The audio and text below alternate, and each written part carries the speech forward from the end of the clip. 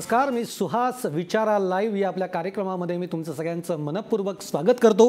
आज विचारा लाईव्हमध्ये आपण करिअर इन एअरलाइन्स इंडस्ट्री या विषयावर बोलणार आहोत. खरं तर विमान उड्डाण म्हणजेच एव्हिएशन या कार्यक्षेत्राला अति प्राचीन अशी एक परंपरा लाभली आहे. त्याचा इतिहास हा खूप जुना आहे.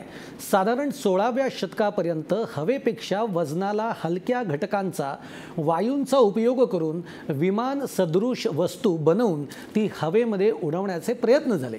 17व्या आणि 18व्या शतकामध्ये हवेपेक्षा जड घटकांचा वापर करून विमान उड्डाणाचे प्रयोगही झाले. पण आपल्याला 1900 ते 1902 या कालावधीमध्ये राईट बंधूंनी पद्धतशीरपणे प्रयत्न करून विमान निर्मिती साध्य केली. आणि हे आपल्याला सगळ्यांनाच माहिती आहे. भारतात नागरी विमान सेवा उद्योगाची सुरुवात ही 1912 साली झाली आणि आज नागरी विमान उद्योगामध्ये जगातील आघाडीची बाजारपेठ म्हणून भारताची गणना केली जाते. इंडिया ब्रँड इक्विटी फाउंडेशनच्या माहितीनुसार 2020 सालापर्यंत विमान उड्डाण सेवा ही उद्योगामध्ये जागतिक पातळीवर भारत 3ऱ्या क्रमांकावर असेल असा अंदाजही व्यक्त केला जातोय. त्यामुळे या क्षेत्रामध्ये काय करिअर आहेत, कसं आपण याच्याकडे करिअर म्हणून बघू शकतो, ही सगळी आज माहिती आपण आजच्या कार्यक्रमामध्ये घेणार आहोत. आणि त्यासाठी आज आपल्या स्टुडिओमध्ये आलेल्या आहेत मिसेस राजश्री गुडीवाला. तुमचं मनापासून स्वागत आहे महाराष्ट्र वनमध्ये. मिसेस राजश्री गुडीवाला ज्या आहेत या ट्रेनिंग हेड आहेत एव्हिएशन इन्स्पायर अकॅडमीच्या. तेव्हा आपण कार्यक्रमाला सुरुवातच करूयात.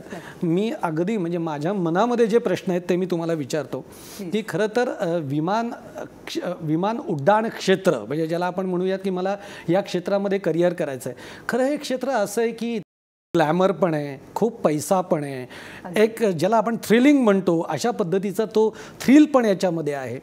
मग याच्यामध्ये करिअर करताना मुळामध्ये कशा पद्धतीने विद्यार्थ्यांनी या क्षेत्राकडे बघितलं पाहिजे असं तुम्हाला वाटतं? तुम्ही जेव्हा इंट्रोडक्शन केलं एव्हिएशन एअरलाईन इंडस्ट्रीचं, तेव्हा तुम्ही पण सांगितले स्टॅटिस्टिक्स आणि आपण आज गर्व मला वाटतं सांगायला की आपला भारत आज 9व्या पदावर आहे आणि 2020 पर्यंत आपण 3ऱ्या पदावर पोहोचणार आहोत. बरोबर आहे. आज आपण 190 मिलियन पॅसेंजर दरवर्षी आपण त्यांना सेवा देतो आणि 2020 पर्यंत आपण 400 मिलियन पॅसेंजरना एअर सेवा देणार आहोत. बरोबर.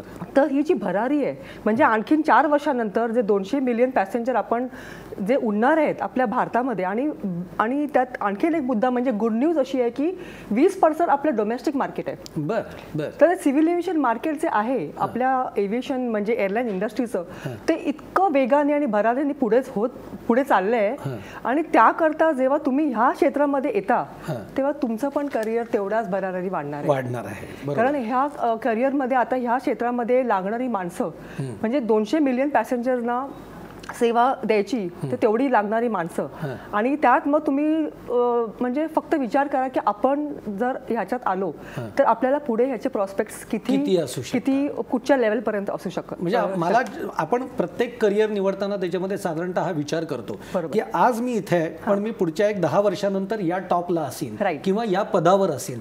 अशा पद्धतीची रचना इथे पण असू शकते. हो, अगदी अगदी. आता आपण एअरलाईन म्हणजे पॅसेंजर एअरलाईन आणि कार्गो एअरलाईन. तर एअरलाईन्समध्ये अनेक ऑप्शन्स आहेत जॉब ऑपॉर्च्युनिटीज. एक टेक्निकल ॲस्पेक्ट आहे जिकडे पायलट, इंजिनियर, मग aircraft maintenance engineer, flight controllers, flight dispatchers. तर ह्याकरता तुम्हाला सायन्स फील्ड घ्यावी लागते आणि 12वी सायन्स पास. तर ही टेक्निकल हेड बद्दल सांगताय. आपल्याला एक फोन आलेला आहे तो आधी आपण घेऊयात. प्रणव जगताप म्हणून आपल्याला सांगलीवरनं फोन आहे. प्रणवजी विचारा तुमचा प्रश्न काय आहे. Good afternoon madam.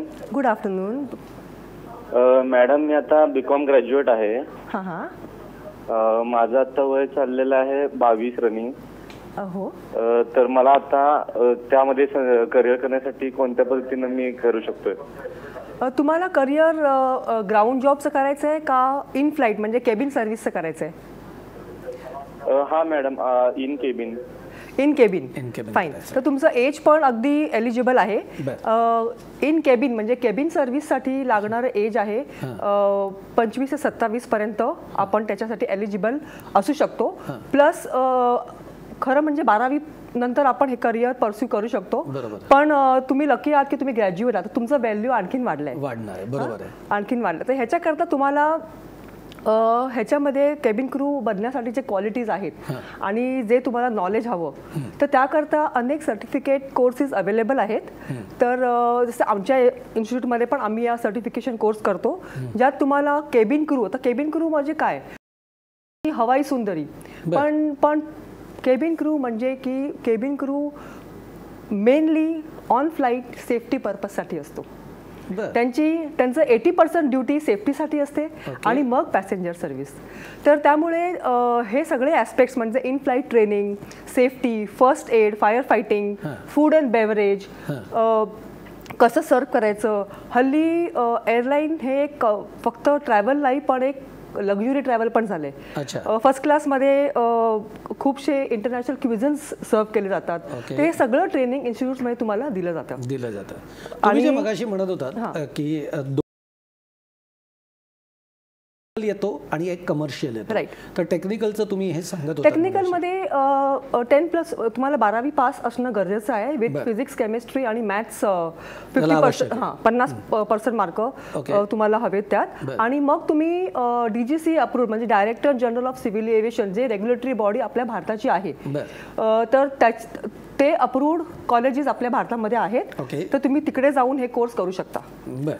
आणि जे टेक्निकल मध्ये काय काय येतं त्यात pilot training, engineering training, AME aircraft maintenance engineer, flight dispatcher, flight control म्हणजे हे जे विमान उडाणासंबंधी जे क्षेत्र आहेत ते. पण त्यात तुम्हाला सायन्स बॅकग्राऊंड असणं गरजेचं आहे. आणि एक कमर्शियल येतं. बरोबर. आपण त्याच्याआधी एक फोन घेऊयात.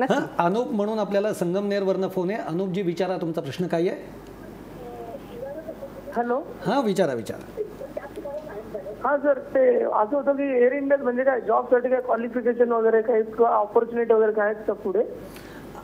हां, नुसतं असं नाही. आता आपण तोच विषय घेतो आहोत की ज्याच्यामध्ये काय अपॉर्च्युनिटीज आहेत आणि 10वी 12वी नंतर आपण कोणते कोर्स केले तर काय होऊ शकेल. पण तुमचा असा काही स्पेसिफिक प्रश्न आहे का त्याच्यासाठी. हो, म्हणजे क्वालिफिकेशन काय सर त्याला 12th सायन्स करून पुढे काय इंजिनिअरिंग. बघा 12वी तर आता मॅडमनी इतक्यातच हे सांगितलं की त्याच्यामध्ये टेक्निकल एक जो पार्ट येतो ज्याच्यामध्ये तुम्ही पायलट बनू शकता किंवा त्याच्यामधले अजून इंजिनियर बनू शकता. त्याच्यासाठी तुम्हाला सायन्सची बॅकग्राऊंड ही कंपल्सरी आहे 12वी. हो का, ठीक आहे. आणि ते पायलटसाठी कोर्स किती वर्षाचा असतोय सर तुमच्या अंदाजे. पायलट ट्रेनिंग अराउंड 1 वर्ष. इट डिपेंड्स तुम्ही किती लवकर शिकाल, कारण त्यात तुम्हाला अमुक एक तास तुम्हाला फ्लाइंग एक्सपिरियन्स असावा लागतो. हां, तर 1 ते 1.5 वर्षात तुम्ही पायलट बनू शकता. ओके. आता तुम्ही टेक्निकलचं आपण झालं. आता कमर्शियलमध्ये काय काय येतं. तर हे जे एक ही बाजू आहे तर ह्यात आपण एअरपोर्ट स्टाफ म्हणजे airport ground handling, okay, airport ground servicing आणि केबिन क्रू, हा स्टाफ जो आहे हे प्रोफाईल जे आहे ते कमर्शियलमध्ये येतं. ओके. तर त्याकरता इनफॅक्ट तुम्हाला फक्त क्वालिफिकेशन म्हणजे 12वी पास, 10वी किंवा 12वी का 12वी कंपल्सरी. 12वी 10वी नंतर 10वी नंतर तुम्ही कोर्स करू शकता. पण कारण काय 18 वर्ष हे एम्प्लॉयमेंट एज आहे. तर तुम्ही तोपर्यंत कुठचाही जॉब करू शकत नाही. पण तुम्ही 10वी नंतर सर्टिफिकेट कोर्स करायला सुरुवात करू शकता. कारण हा कोर्स जो आहे म्हणजे एअरपोर्ट ग्राउंड हँडलिंग किंवा एअरपोर्ट पॅसेंजर सर्व्हिसचा किंवा केबिन क्रूचा तो 8 महिने ते 1 वर्ष ह्याचं ड्युरेशन आहे. ओके. तर तुम्ही 10वी नंतर सुद्धा करू शकता. 10वी नंतर सुद्धा करू शकता. 18 वर्ष होण्याच्या आधी तुम्हाला जॉबला कुठेही जाता येणार नाही. पण आपल्याला एक बालाजी म्हणून फोन आहे, तो आपण आधी घेऊया. हिंगोलीवरनं बालाजी म्हणून आहेत. बालाजी, तुम्ही विचारा तुमचा प्रश्न काय आहे. माझा मुलगा 12वीला आहे आता सध्या. तो मेडिकल करायची इच्छा आहे त्याची, पण तो एअरलाईन्स मध्ये असं काय मेडिकलचं असतं का त्याच्यामध्ये. हो, मेडिकलचं नाही. तुम्ही डॉक्टर झालात तर तुम्ही एअरलाईनमध्ये डॉक्टर मेडिकल ऑफिसरच्या पदावरती तुम्हाला नोकरी मिळू शकते. अच्छा. कारण एअरलाईन प्रत्येक एअरलाईनमध्ये पायलट्स आणि केबिन क्रू आणि बाकीचे स्टाफ त्यांना खूप मेडिकल सर्टिफाय करायची गरज असते, मेडिकली फिट सर्टिफाय करायची गरज असते. तर त्यात तुम्हाला एक मेडिकल ऑफिसर म्हणून डॉक्टर झाल्यावरती तुम्ही एअरलाईनमध्ये म्हणजे तशाही पद्धतीचा स्टाफ हा अगदी कार्यरत असतो. हो अगदी म्हणजे 24 तास डॉक्टर प्रत्येक एअरलाईनमध्ये 24 तास डॉक्टर हजर असतात. बरं, आता तुम्ही कमर्शियल बद्दल जे बोलत होतात की ज्याच्यामध्ये एअरपोर्ट ग्राउंडच्या ज्या रिस्पॉन्सिबिलिटीज आहेत त्याच्याबद्दल बोलत होता, त्याच्यामध्ये तर ह्या प्रोफाईलला म्हणजे की airport staff, airline airport staff, तर ह्या प्रोफाईलला तुम्हाला 12वी पास असणं गरजेचं आहे. तर तुम्ही इतक्या म्हणजे पण मग आता त्या 12वी मध्ये सुद्धा मग कमर्शियलला जसं तुम्ही म्हणलात की टेक्निकलला सायन्स बॅकग्राऊंड नाही, हां तसं इथे काही हे आहे? नाही, फ्रॉम एनी फील्ड, म्हणजे आर्ट्सचा माणूस, आर्ट्स, कॉमर्स, सायन्स, कुठल्याही फील्डचा माणूस ह्याच्यामध्ये येऊ शकतो. आणि फक्त टेक्निकल मध्ये सायन्स कंपल्सरी आहे. Okay, fine. तर ह्याच्यामध्ये तुम्ही 12वी पासनं तुमचं करिअर सुरू करू शकता आणि सर्टिफिकेट कोर्स करून तुम्हाला ह्या कोर्समध्ये सगळं ट्रेनिंग दिलं जातं आणि मग तुम्ही एअरलाईन मध्ये किंवा एअरक्राफ्ट किंवा एअरपोर्ट हँडलिंग एजन्सीज आहेत. म्हणजे खूपशे फॉरेन जे एअरलाईन्स असतात ते आपल्या इकडे एजन्सीकडे त्यांचं सर्व्हिसिंग म्हणजे ग्राउंड सर्व्हिसिंग करायला देतात. तर तुम्ही तिकडे ॲज अ एअरपोर्ट स्टाफ काम करू शकता. म्हणजे की तुम्ही पॅसेंजर चेक इन, मग पॅसेंजर बॅगेज हँडलिंग, त्यांचं बॅगेज त्यांचं कसं आपण एक्सेप्ट करायचं, त्याचे रूल्स काय आहेत, ट्रॅव्हल काय आहेत, बोर्डिंग, बॅगेज लोडिंग, ह्यात खूप सारे ऍस्पेक्ट्स आहेत. ओके, त्याच्या डिटेलमध्ये आपण येऊयात. म्हणजे मला तुमच्या ग्राउंड स्टाफ, त्याच्यानंतर क्रू, केबिन क्रू हे काय आहेत आपण डिटेलमध्ये येऊयात. फक्त इथे एक छोटासा आपण ब्रेक घेऊयात. आपण इथे एक छोटासा ब्रेक घेतोय. कुठेही जाऊ नका, पाहत राहा विचारा लाईव्ह.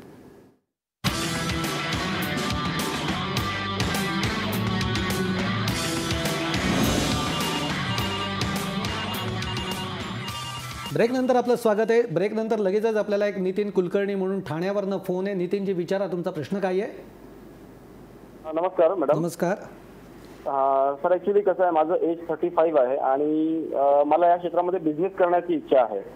बिझनेस करायचा? तर हा बिझनेस, त्याच्यामध्ये कमीत कमी इन्व्हेस्टमेंटमध्ये जास्तीत जास्त ऑपॉर्च्युनिटी म्हणजे या क्षेत्रामध्ये काय असू शकतात साधारणतः? त्यांनी बिझनेस अँगलनी तुम्हाला प्रश्न विचारलाय. बिझनेस अँगलनी आता ह्यात आपण मेनली एअरलाईन्समध्ये जे करिअर आहे त्याचं आपण डिस्कशन करतोय.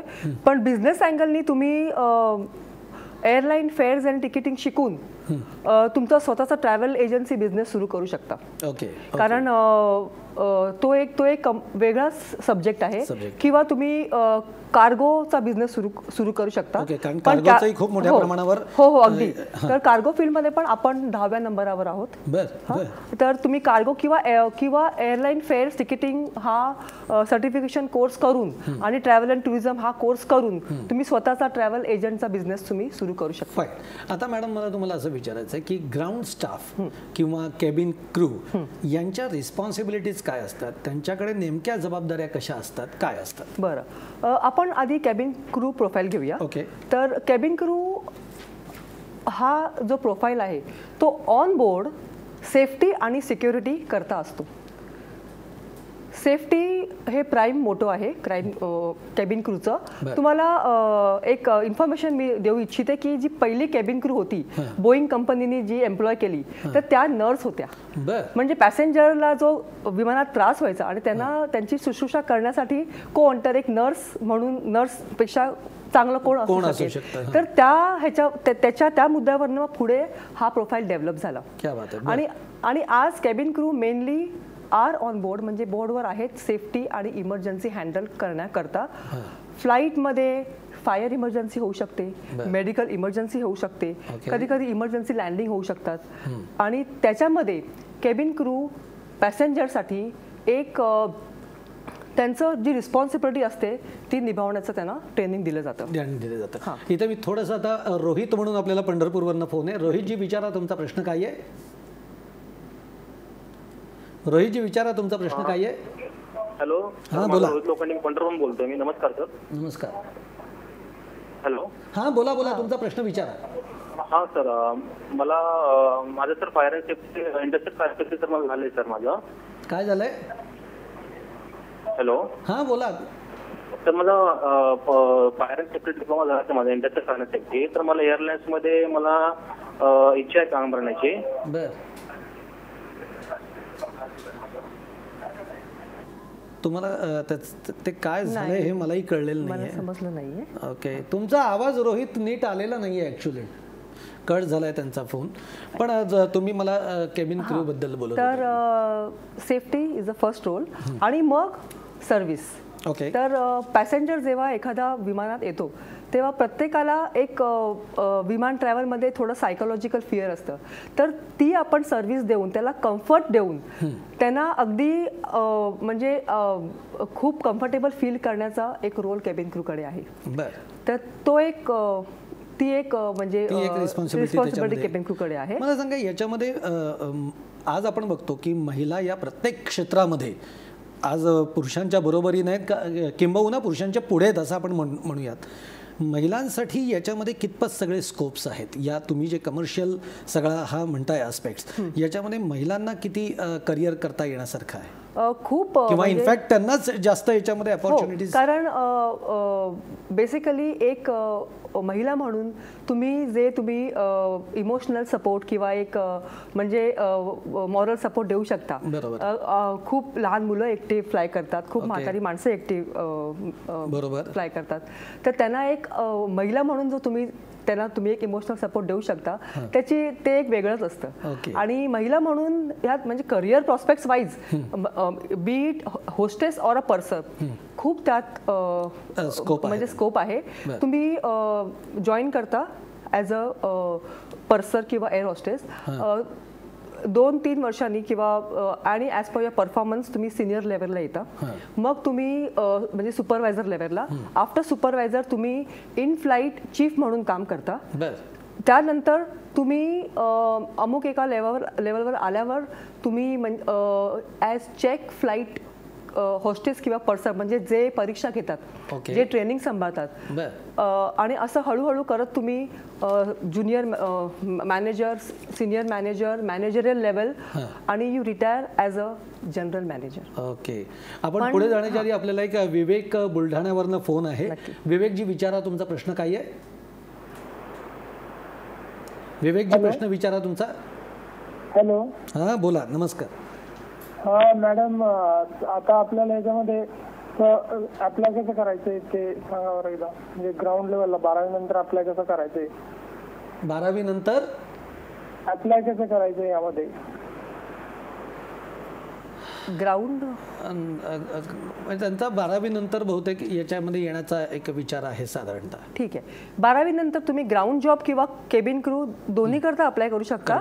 आणि ह्याकरता मी तुम्हाला सांगितलं की 12वी नंतर तुम्ही एक सर्टिफिकेट कोर्स करून ॲज अ ग्राउंड स्टाफ तुम्ही आता हे जे सगळे कोर्स आहेत हे सर्टिफिकेट कोर्सेस सगळे सर्टिफिकेट कोर्स आहेत. 12वी नंतर जे सगळे कोर्स आहेत ते सर्टिफिकेट कोर्स.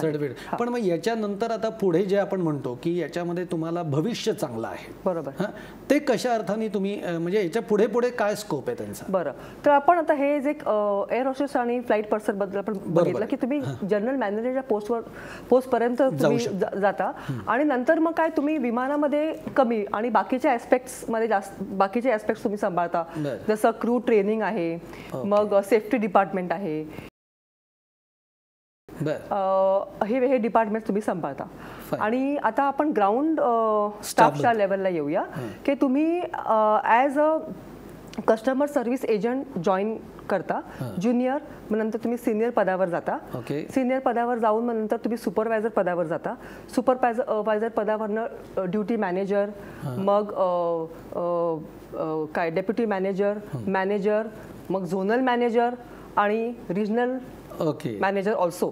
आणि ह्यात सुद्धा मग काय की अमुक एक लेवलला तुम्ही पोचल्यावरती मॅनेजरल लेवलला तुम्ही गेल्यावर तुम्हाला एअरलाईन, जेव्हा तुम्ही एअरलाईनमध्ये काम करता तेव्हा तुम्ही दुसऱ्या डिपार्टमेंट्समध्ये पण तुम्हाला काम देण्यात येतं. Marketing, sales, reservation, ticketing. त्यामुळे एअरलाईन म्हणजे फक्त एक एअरपोर्ट मध्ये आपण म्हणजे ग्राउंड स्टाफ जो आहे, नाही, ग्राउंड स्टाफ जो आहे तो या अख्ख्या सगळ्या डिपार्टमेंट्समध्ये त्याचा रोल असतो.